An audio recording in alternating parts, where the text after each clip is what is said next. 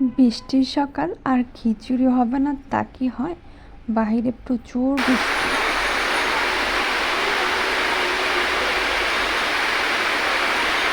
রান্নাঘরে চলে আসলাম খিচুড়ি রান্না করার জন্য।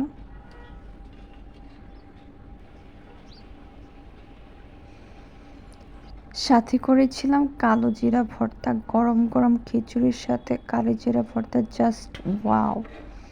আর সাথে ছিল পাতলা ঝোল করে মুরগির মাংস, আলু। তো গরম গরম খিচুড়ি পরিবেশন করে বসে পড়লাম।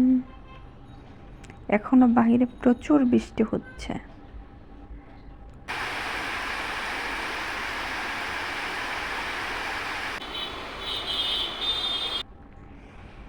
ধোয়া ধোয়া ওঠা খিচুড়ির সঙ্গে কালো জিরা ভর্তা মেখে মেখে খেতে যে কি দারুণ মজা লাগছিল।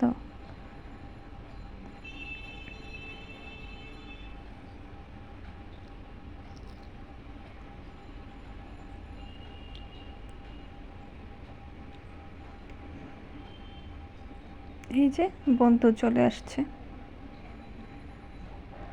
এটা একবার মুখে পড়লে খাবারের 12টা বাজে যায় আমার।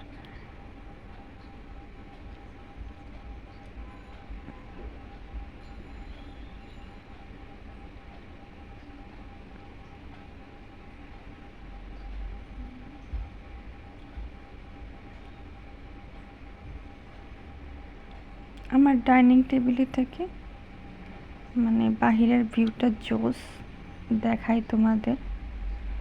আমি খাচ্ছি আর বৃষ্টির রিমঝিম শব্দ হচ্ছে। Just wow. বিকেলবেলা একদম পানি উঠে গেছিল।